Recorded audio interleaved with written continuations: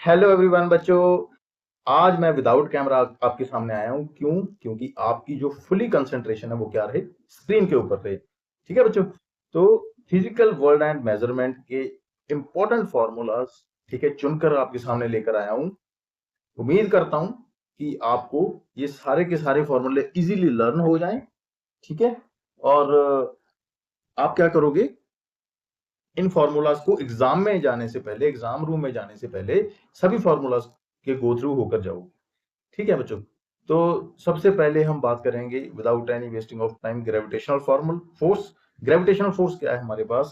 हम क्या बोलते हैं कि जो फोर्स होती है हमारी, वो क्या है, डायरेक्टली प्रोपोर्शनल है प्रोडक्ट ऑफ टू मासेस। जो ये मासेस हमारे अर्थ के सरफेस के ऊपर है, और inversely proportional to the square of distance between them, ये होता है हमारे पास फॉर्मूला। ठीक है। तो बच्चों जब ये डायरेक्टली प्रोपोर्शनल को आप हटाते हो, तो आपके पास कैपिटल जी जो है हमारा यूनिवर्सल ग्रेविटेशनल कांस्टेंट, ये एग्जिस्ट होता है। ठीक है। जैसे कि बच्चों ये कांस्टेंट्स का जो है ना, कई बच्चों का ये होता है कि ये कांस्टेंट्स कहाँ से आए, ठीक है, क्यों एग्जिस्ट करते हैं। तो बच्चों ये जो कांस्टेंट्स हैं, ये हमारे फिक्स नंबर्स होते हैं। ठीक है। फिक्स वैल्यूज होती हैं जो हमारे यूनिवर्स में एग्जिस्ट करती हैं। देखो बच्चों, अगर आप अभी, मेरे को नहीं पता आप बैठे हो या खड़े हो या चेयर पे बैठे हो या बेड पे बैठे हो या कहीं भी बैठे हो, लेकिन आपके भी विद रिस्पेक्ट टू कोई ना कोई जो वैल्यू है वो क्या है, कांस्टेंट है। ठीक है। लेकिन आपको वो कांस्टेंट लग रही है, लेकिन क्या उसके विद रिस्पेक्ट टू भी कुछ ना कुछ कांस्टेंट है? बिल्कुल होगा। ठीक है। जैसे एग्जांपल मैं बताता हूँ कि अब मैं चेयर के ऊपर बैठा आपको पढ़ा रहा हूँ, अब मेरे विद रिस्पेक्ट टू चेयर को क्या है, एक कांस्टेंट है। कांस्टेंट मींस उसमें कोई चेंज नहीं आ रहा, कोई वेरिएशन नहीं आ रही, कोई उसमें मोशन नहीं है। लेकिन अगर हम और डीपली जाएं, रियलिटी में जाएं, तो अर्थ रोटेट कर रही है, अर्थ के विद रिस्पेक्ट टू हमारी चेयर भी रोटेट कर रही है। ठीक है ना, रोटेट कर रही है, लेकिन हमें फील नहीं हो रहा। ठीक है। जो हमारी बॉडी के विद रिस्पेक्ट टू रेस्ट में है, या उसमें कोई चेंज नहीं आ रहा, तो हम उसको क्या मानते हैं, यूनिटी मान लेते हैं, या हम उनको उसको क्या मानते हैं, कांस्टेंट मान लेते हैं। तो बच्चों इसी तरह ही फिजिक्स को मैथमेटिकली प्रूव करने के लिए, ठीक है, फिजिक्स के न्यूमेरिकल वैल्यूज को प्रूव करने के लिए, प्रिसाइज वैल्यू के नजदीक जाने के लिए, ये कांस्टेंट्स जो है, फिक्स फिगर जो हैं, ये एग्जिस्ट करती हैं। ठीक है। क्योंकि अगर ये कांस्टेंट्स नहीं होंगे तो हमारी जो वैल्यूज है ना, मैथमेटिकल रिलेशन, वो बिगड़ जाएंगे, वैल्यूज बहुत चेंज आएगा। ठीक है। तो बच्चों ये हमारा ग्रेविटेशनल कांस्टेंट है हमारा, जिसकी जो वैल्यू होती है ये आपने याद रखनी है for the numerical point of view. 6.67 into 10⁻⁻11 newton metre square पर केजी स्क्वायर। तो बच्चों अब इसमें जो इंपॉर्टेंट बात याद रखने वाली है, बच्चे क्या करते हैं, इस वैल्यू को तो याद रख लेते हैं, इतनी इतनी ये वाली। ठीक है। लेकिन ये जो यूनिट होते हैं ना, ये यूनिट नहीं याद रखते, जो कि बहुत इंपॉर्टेंट है। इसके भी एग्जामिनर जो है आधा मार्क्स काट देता है। आप वैल्यू सही निकाला होगा न्यूमेरिकल की, लेकिन अगर यूनिट नहीं लिखी है, तो आपके मार्क्स डिडक्ट होंगे ही होंगे। ठीक है। तो इस हमारी जो यूनिट है, इसको निकालने का भी एक तरीका है, आप फॉर्मूला से निकाल सकते हो, अगर आपको फॉर्मूला याद है। हम देखो यहाँ पे किसकी कांस्टेंट की वैल्यू लिख रहे हैं, यूनिवर्सल ग्रेविटेशन कांस्टेंट की वैल्यू लिख रहे हैं। तो यहाँ से जी की वैल्यू निकाल लो इस फॉर्मूला से। तो जी की वैल्यू क्या आएगी बच्चों? जी की वैल्यू, ये आर जो है उधर चला गया एफ की ओर। ठीक है। तो हमारे पास क्या है, एफ आर स्क्वेयर ओ, और बटे में हमारे पास ये m1 m2 नीचे आ गया। ठीक है। तो हमारे पास ये m1, इधर हमारा m2, राइट। अब हमारे पास फोर्स की यूनिट क्या होती है, हमें सभी को पता है, न्यूटन होती है। ठीक है। और ये हमारा r है, जो टू मासेस के बीच का डिस्टेंस है। जैसे ये मेरा एक मास है, ये मेरा दूसरा, ये सेंटर टू सेंटर होता है डिस्टेंस। ठीक है। दो मास से, सेंटर से लेकर दूसरे मास के सेंटर तक, और ये होता है आर स्क्वायर। और अब इस डिस्टेंस को हम किस में लेते हैं, मीटर्स में। ठीक है। डिस्टेंस को हम किस में लेंगे, मीटर्स में लेंगे। तो ये आर स्क्वायर है, तो मीटर का क्या हो गया, स्क्वायर हो गया, ओवर ये दो मास हैं, मास को हम केजी में ले रहे हैं। दो मास है, एक एक सिंगल केजी होगा, और दो मल्टीप्लाई होकर क्या हो जाएंगे, केजी स्क्वायर हो जाएंगे। तो बच्चों इस तरह से हमारा ये यूनिट कैलकुलेट हो गई। ठीक है। जैसे यहाँ पे मैंने लिखा है ना, लिखा है ये न्यूटन मीटर स्क्वायर पर केजी स्क्वायर। तो बच्चों ये आपने ऐसे कैलकुलेट कर लेनी है। ठीक है। फॉर्मूला अगर आपको याद है, अगर फॉर्मूला ही याद नहीं है, फिर तो कहानी खत्म है। ठीक है। फिर तो कुछ भी नहीं हो पाएगा। तो बच्चों ये आपने याद रखना है। क्लियर?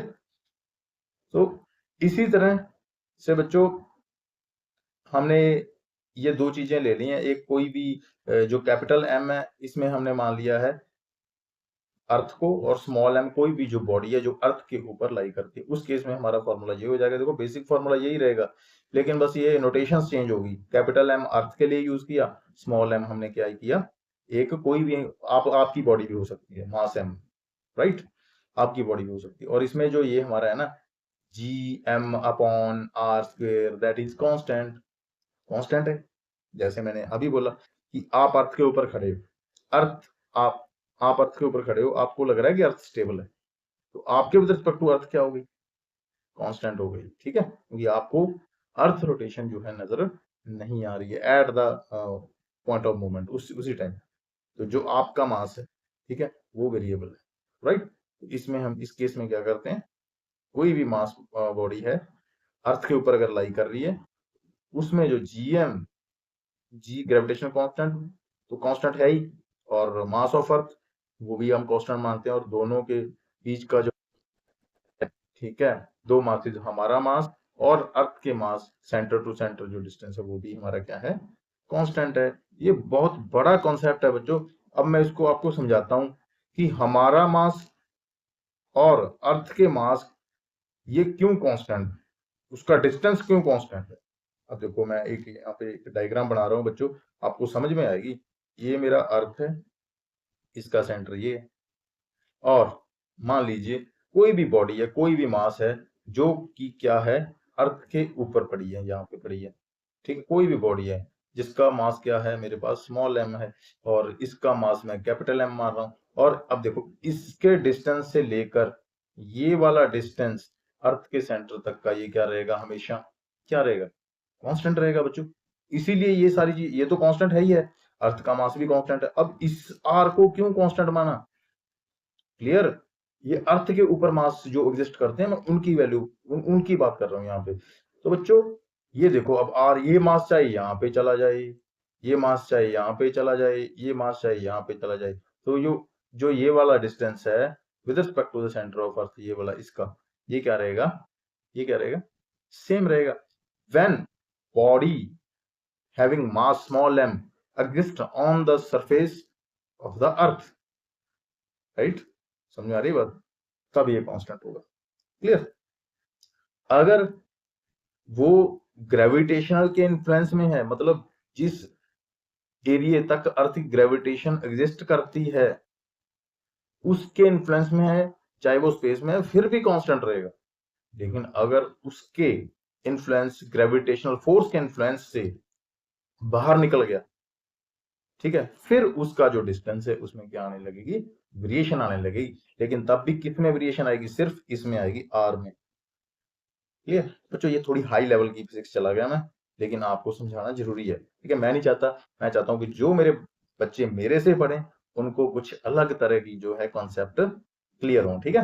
अब आगे भी जाओगे, बीएससी नॉन मेडिकल करोगे, कुछ बच्चे बीएससी मेडिकल करेंगे या बीएससी फिजिक्स, है ना, ऑनर्स फिजिक्स करोगे, तो आपको ये कॉन्सेप्ट बड़े काम आने वाले हैं बच्चों, ठीक है, ये रिसर्च में काम आते हैं आगे।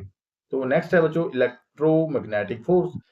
आपको जो इसका फॉर्मूला है लगभग सेम ही नजर आ रहा होगा, किसके, ग्रेविटेशनल फोर्स के, क्योंकि देखो इसमें एक ही चीज चेंज हुई है, ठीक है, कौन सी, यहाँ पे हम दो मास ले रहे थे, अब electro means electrons means charges, electro means charges. तो इस केस में क्या होगा, हमारे पास मास की जगह के ऊपर क्या होंगे, चार्ज होंगे, लेकिन चार्ज भी कितने होंगे, दो होंगे, Q1 Q2, क्योंकि दो अगर चार्ज होंगे तो उनके बीच में क्या होगी, कुछ ना कुछ टाइप की हमारे पास क्या होगी, फोर्स होगी। इट मे बी रिपल्सिव और it may be attractive, it may be attractive, right. तो ये दोनों तरह की फोर्स होगी। अब देखो ये जो फोर्स है हमारे पास इलेक्ट्रोस्टैटिक फोर्स, इसका भी फॉर्मूला क्या होता है, F is directly proportional to the product of two charges and inversely proportional to the square of distance between the, ये वाला।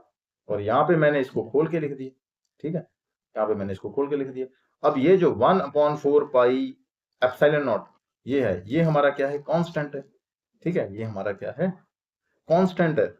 अब देखो इसमें जो है कांस्टेंट की वैल्यू वो चेंज हो गई, 4 pi Y 4 pi 1/4 pi epsilon nought, ठीक है। ये क्यों 4 पाई, क्योंकि हम जो चार्जेस हैं उनको क्या कंसिडर करते हैं, क्या कंसिडर करते हैं, they are spherical in shape, they are spherical in shape, और atoms are also spherical in shape. अगर एटम्स स्फेरिकल शेप में, तो उसमें जो इलेक्ट्रॉन्स, प्रोटॉन्स, न्यूट्रॉन्स जो हैं, उनको भी हम स्फेरिकल शेप में मानते हैं। इसलिए इसको 1.4 पाई एप्सिलॉन नॉट हमने लिखा कि 4 पाई जो है वो कांस्टेंट ही रहेगा।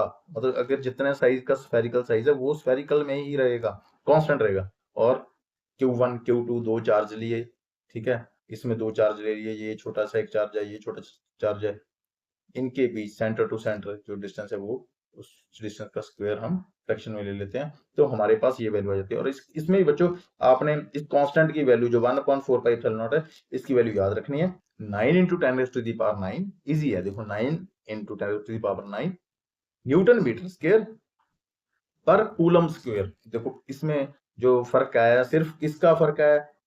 चार्ज का फर्क है। जैसे मैंने बोला कि उसमें मास था, इसमें हमने चार्ज ले लिया। अब चार्ज की जो एसआई यूनिट क्या होती है? हमारी कूलम होती है। तो चार्ज हम 2 ले रहे हैं, तो कूलम का स्क्वायर हो गया। ठीक है, इजी है ना, याद रखना ये वाला कांस्टेंट। अब हमारे पास बच्चों ये हमारा 1.4 पाई जो हमारे पास है, ये तो आया हमारे पास बिकॉज ऑफ द स्फेरिकल, जो हम इमेजिन करते हैं, अज्यूम करते हैं कि जो चार्जेस हैं वो क्या है, हमारे स्फेरिकल शेप में है। ठीक है, तो उसकी वजह से आ गया। लेकिन ये एप्सिलॉन नॉट क्या है भाई? ये एप्सिलॉन नॉट क्या है? That is a absolute electrical permittivity. ये क्या होता है? Absolute electrical permittivity. ठीक है, एब्सोल्यूट इलेक्ट्रिकल परमिटिविटी हमारे पास क्या होती है बच्चों? अगर कोई भी हमारा चार्ज स्पेस में, वो कैसे रिएक्ट कर रहा है, अगर हम उसी चार्ज को किसी वैक्यूम में लेकर जा रहे हैं या किसी मीडियम में लेकर जा रहे हैं, ठीक है, मीडियम, देखो कोई भी हमारे पास चार्ज है, वो मीडियम में कैसे रिएक्ट कर रहा है, उसकी रेशो, वही सेम चार्ज वैक्यूम या स्पेस में कैसे रिएक्ट कर रहा है, उन दोनों की रेशो होती है ये। सिंपल भाषा में समझाता हूं, चलो मैं। ये क्या होता है भाई? इलेक्ट्रिकल, देखो absolute electrical permittivity, permit means allow, allow करता है। ठीक है, ये एप्सिलॉन नॉट एक वैल्यू है बच्चों। ठीक है, अगर किसी चार्ज की ये वैल्यू होती है, तो इसके कारण वो किसी मीडियम में भी फ्लो कर सकता है, उसी वैल्यू के कारण वो वैक्यूम या स्पेस में भी फ्लो कर सकता है। अगर इन दोनों में से एक मीडियम में भी वो रिएक्ट नहीं करता है, इसका मतलब उसकी एब्सोल्यूट इलेक्ट्रिकल जो परमिटिविटी है, वो क्या है बच्चों? वो क्या है? निग्लिजिबल है ही नहीं है, मतलब जीरो है। ठीक है, मतलब उसकी कोई एग्जिस्ट ही नहीं कर रही है वो। तो बच्चों ये इसको आप अभी के लिए इतना ही समझो अब। तो उसके बाद हमारा आ जाता है आगे एस्ट्रोनॉमिकल यूनिट। तो एस्ट्रोनॉमिकल यूनिट जो है, ये मैक्रोस्कोपिक बॉडीज का एक मतलब कंसेप्ट है। मैक्रोस्कोपिक मींस कि जैसे गैलेक्सीज हो गई, सन हो गया, मून हो गया, ठीक है, या बड़ी बड़ी, है ना, अगर हम डिस्टेंस को मेजर करते हैं, तो ये यूनिट एस्ट्रोनॉमिकल एक यूनिट है। ठीक है, तब हम यूज करते हैं। और वन एस्ट्रोनॉमिकल यूनिट जो है, तो बच्चों ये देखो, ये बताना भूल गया मैं, ये वैल्यूज आपने जरूर याद रखनी है इलेक्ट्रिकल परमिटिविटी की, एब्सोल्युटली। ठीक है, 8.85 into 10⁻⁻12 coulomb square newton inverse metre inverse 2। ठीक है, ये विद एसआई यूनिट्स इनके आपने याद रखने हैं। तो एस्ट्रोनॉमिकल यूनिट की बात कर रहे थे। वन एस्ट्रोनॉमिकल यूनिट बच्चों क्या होता है? इसमें हम डिस्टेंस देखते हैं अर्थ और हमारे सन के बीच का कितना डिस्टेंस है। क्लियर? एस्ट्रोनॉमिकल यूनिट के केस में तो ये क्या होता है कि वन एस्ट्रोनॉमिकल यूनिट क्या है, आप राउंड ऑफ में याद रख लेना ये वाला 1.5 into 10⁻11 मीटर। क्लियर? तो इसी तरह लाइट ईयर है, जो लाइट ईयर में हम डिस्टेंस मेजर करते हैं। जैसे लाइट ने कितना डिस्टेंस ट्रेवल किया, जैसे मून है ना, मून और अर्थ के बीच का जो डिस्टेंस है वो मेजर करते हैं। क्लियर बच्चों? तो इसकी वैल्यू आपने याद रखनी है 9.46 into 10⁻15 मीटर। राइट? तो नेक्स्ट करते हैं हम। अब हमारा बच्चों ये आ गया साइज ऑफ मॉलिक्यूल। क्लियर? तो बच्चों मेरे ख्याल से आज के लिए आप इतना पढ़ो, ठीक है, क्योंकि लेक्चर बहुत लंबा हो जाएगा मेरे ख्याल से। क्लियर? अगर मैं सारा आपको पढ़ाऊंगा तो बहुत ज्यादा लंबा हो जाएगा लेक्चर। ठीक है, आप आज के लिए इतने फॉर्मूलाज ये आपको रिमाइंड या माइंड में रखिए। क्लियर? और पढ़ते रहिए फिजिक्स। उम्मीद करता हूँ कि आपको समझ में आएंगे। तो बच्चों दूसरी वीडियो भी मैं शॉर्ट डिस्टेंस अभी कुछ टाइम में ही कर दूंगा अपलोड, तो आप पढ़ लेना, कोई बात नहीं है। ठीक है, ऐसी बात नहीं है कि मैं मतलब